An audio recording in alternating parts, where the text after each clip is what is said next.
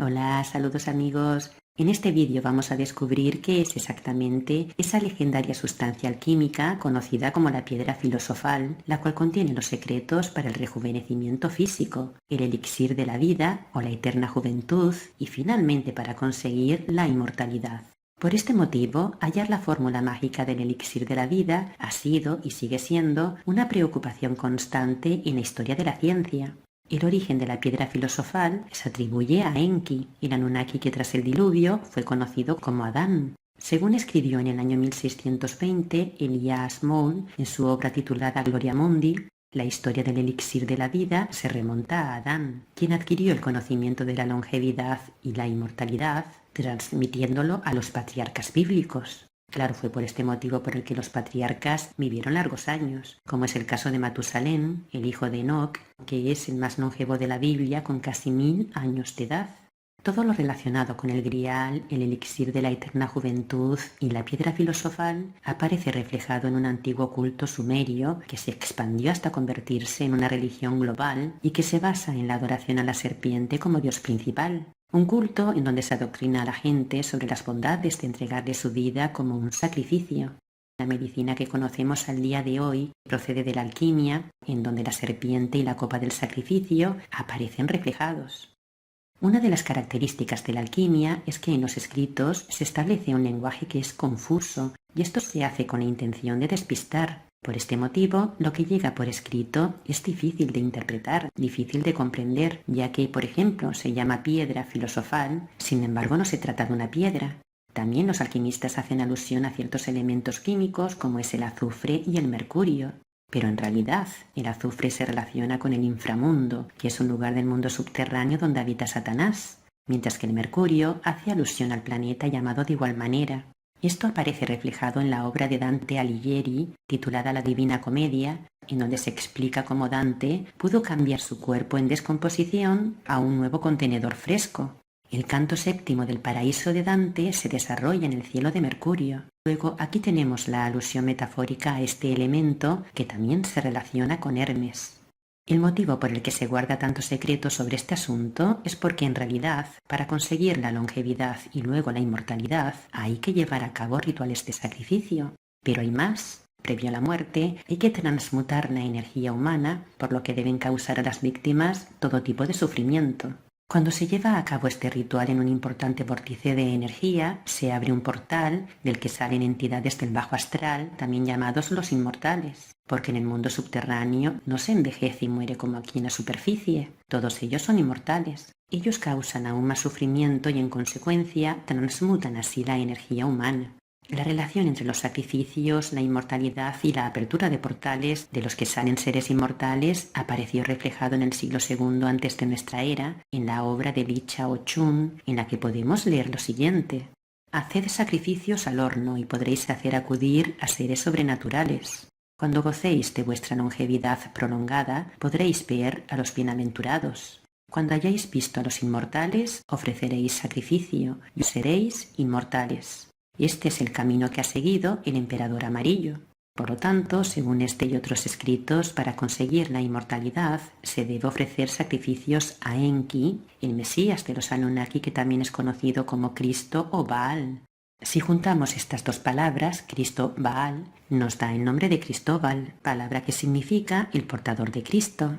Hay una antigua historia escrita por Santiago de Borechin sobre San Cristóbal, en donde nos habla de la piedra filosofal y de su transformación hasta convertirse en piedra al servicio de Cristo. San Cristóbal es venerado tanto por la Iglesia católica como por la Iglesia ortodoxa, y esto tras haber sido ejecutado.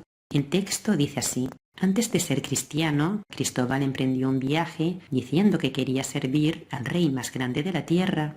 Entonces le enviaron a la corte de un rey muy poderoso, quien un día, al oír que un juglar pronunciaba el nombre del diablo, hizo aterrorizado la señal de la cruz. Cristóbal le preguntó: ¿por qué haces eso? A lo que el rey le respondió: porque temo al diablo. Él le dijo: si le temes, es que no eres tan poderoso como él. En este caso, quiero servir al diablo. Después de una larga caminata en busca del poderoso rey, Cristóbal vio acercarse hacia él a una nutrida tropa de jinetes, los cuales se hallaban vestidos de rojo. Su jefe, cubierto por una larga túnica negra, le dijo: ¿a quién buscas? Y él le respondió: «Busco al diablo para servirle». El jinete contestó: «Yo soy el diablo, sígueme». Y fue así como Cristóbal se incorporó a los seguidores de Satanás. Es necesario subrayar que hasta el mismo Satanás, que encarnó en repetidas ocasiones en la superficie, utilizó los sacrificios humanos para mantenerse no solo longevo, sino incluso inmortal. Este es el caso del conde de Saint-Germain, también conocido como el conde de Montecristo.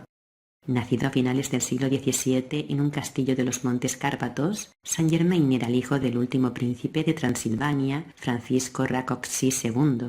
En el siglo XVIII frecuentaba las cortes europeas, asesorando a los reyes y siendo muy respetado por su gran erudición, porque hablaba a la perfección 14 idiomas, y muchos de ellos eran lenguas muertas. Además, poseía vastos conocimientos sobre política, arte, ciencias, poesía, alquimia, pintura o música.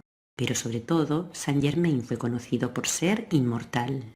Aunque cuando llegó a la corte francesa contaba con cerca de 60 años, sin embargo, todas las fuentes le describieron como un hombre de unos 35 años, con una excelente forma física. Él mismo se presentaba a todos como alguien que había vivido en diferentes lugares durante las distintas etapas de su vida. En una carta que fue remitida a Federico el Grande de Prusia, Voltaire lo presentó con estas palabras: «El conde de Saint-Germain es el hombre que nunca muere y que todo lo sabe». La realidad es que mientras que sus conocidos iban envejeciendo, él se mantenía siempre igual, incluso más joven. En algunos escritos se encuentra reflejada una anécdota en la que el conde le aseguró a una anciana condesa que la había conocido cuando ella era joven. «Yo soy muy viejo», le dijo el conde sonriendo. Hay múltiples testimonios de personas que le vieron con el mismo aspecto físico, en lugares diferentes y con un intervalo de 50 años. Por este motivo Saint-Germain se convirtió en toda una leyenda en su época, empezando a correr todo tipo de rumores sobre su inmortalidad, como que había estado presente en las fiestas de la boda de Canaán. De hecho, cuando se introdujo en la masonería francesa, anunció que él era el más antiguo de todos los masones. Esto por no decir que había sido el propio fundador de la orden. También aseguró que había sido el asesor de Salomón y de la reina de Saba, y ya sabemos que el asesor de Salomón era Satanás. El caso es que Saint-Germain amenizaba las reuniones relatando detalles de sus conexiones con Cristo, Cleopatra o la reina de Saba. Aunque oficialmente se dice que murió en el año 1784, sin embargo, un año después se le vio en una conferencia privada muy importante con la reina Catalina de Rusia. También se le apareció como el Cristo resucitado a la princesa Lambá momentos antes de ser decapitada. En 1788, el conde de Chalon dijo haber conversado con él en la plaza San Marcos de Venecia. En 1793, el resucitado se le apareció a Jeanne de Barry, la última amante oficial del rey Luis XV de Francia, también en los momentos en los que esperaban el patíbulo. Y a principios del siglo XX, cuando el obispo levita de la Iglesia Católica Liberal paseaba por Roma, se encontró con el conde, quien iba vestido como cualquier caballero italiano, pudiendo conversar con él durante más de una hora. El misterio de su inmortalidad se encuentra en el hecho de que nunca nadie le vio comer ni beber. En una ocasión le confesó a Giacomo Girolamo Casanova que solo comía un tipo secreto de alimento, por lo que el resto de los alimentos le resultaban innecesarios. Según él decía, vivía eternamente gracias al descubrimiento de un líquido especial que lo había mantenido vivo durante 2000 años. La pista sobre el tipo de líquido que lo hacía inmortal aparece reflejada en una crónica que recoge la historia de un extraño hombre muy rico, con gran carisma y una vestimenta ostentosa. Este hombre llamado Jacques Saint-Germain llegó a Nueva Orleans a principios del siglo XX. Aunque por entonces muchas mujeres iban encantadas a su casa, después de tantas desapariciones extrañas, los pobladores empezaron a desconfiar del enigmático personaje. Tras varias denuncias, encontraron en su casa los cadáveres de las mujeres desaparecidas, las cuales presentaban extraños mordiscos, principalmente en el cuello, convirtiéndose esta en una de tantas leyendas que sobre vampiros hay en Luisiana. Y aquí tenemos la pista de lo que es exactamente el elixir de la eterna juventud, la sangre humana. Esto no es extraño si tenemos en cuenta que Saint-Germain no solo era el hijo del último rey de Transilvania, sino el nieto de Sofía Bathory. La casa de Bathory fue una de estas familias aristocráticas cuyos miembros hacían uso de los sacrificios para obtener la longevidad, tal y como en su momento hizo uno de sus antepasados, Vlad Tepes, también conocido como Vlad el Empalador. Pero fue Elizabeth Bathory quien pasó a la historia por ser acusada y condenada de ser la responsable de una serie de crímenes motivados por su obsesión por la belleza, lo que le valió el sobrenombre de la Condesa Sangrienta. Elizabeth vivió a finales del siglo XVI y principios del XVII, convirtiéndose en una señora feudal de un importante condado de Transilvania. Se hallaba metida en todo tipo de intrigas políticas y gracias a su inmensa riqueza y a sus maquiavélicas artes pudo convertir a su primo Gábor Bathory en príncipe de Transilvania. En esa época comenzaron a escucharse rumores de que algo muy siniestro ocurría en su castillo, saliendo a la luz historias de que la condesa practicaba la magia negra, utilizando la sangre de las mujeres para mantenerse joven. Ella se bañaba literalmente en la sangre humana y de esta manera conseguía recuperar la juventud, pero también bebía la sangre directamente mediante mordiscos a sus víctimas. En el año 1609, debido a la falta de sirvientas en la zona como consecuencia de tantos crímenes que ya habían hecho desconfiar a la gente humilde, Elizabeth cometió el error que acabó con ella.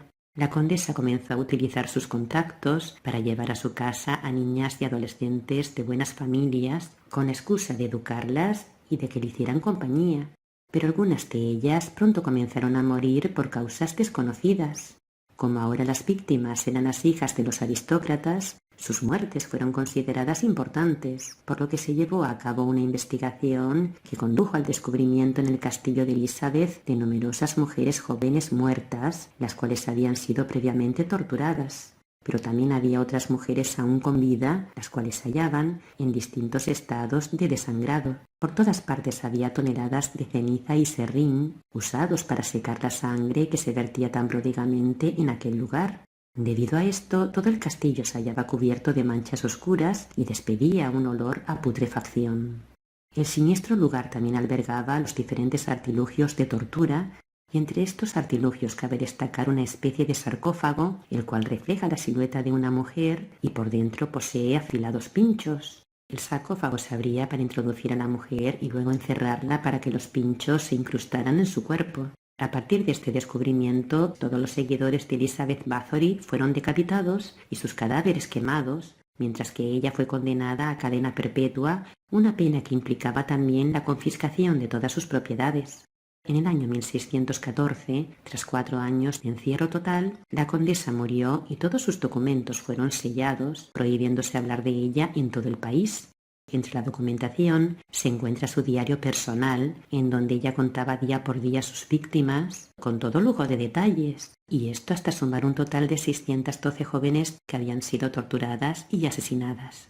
Y este, amigos, es el secreto de la inmortalidad de los alquimistas, el secreto del elixir de la eterna juventud, un pacto con el diablo, un ritual que crea vampiros, los cuales se alimentan de la energía de los humanos a través de la sangre, para así tener sus cuerpos más jóvenes y más lozanos. Hasta pronto, amigos. Hasta mi próximo vídeo.